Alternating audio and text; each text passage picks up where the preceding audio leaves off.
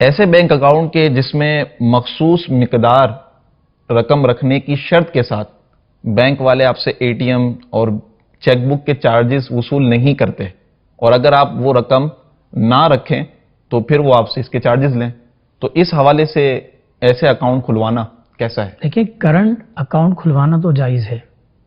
لیکن بعض ایسے کرنٹ اکاؤنٹ ہے کہ جس میں مخصوص مقدار میں رقم رکھنے پر منافع دیے جاتے ہیں، جیسے کرنٹ پلس اکاؤنٹ ہے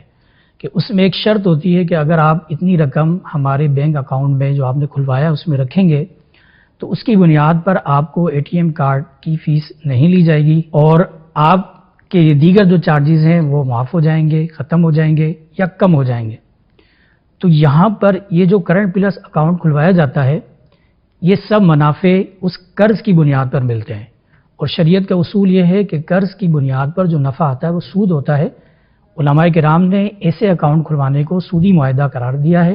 لہذا کرنٹ پلس اکاؤنٹ ہرگز نہ کھلوائیں۔ اکاؤنٹ کھلوانا ہے تو سادہ کرنٹ اکاؤنٹ کھلوائیں جس میں کسی قسم کے منافع مشروط نہیں ہوتے۔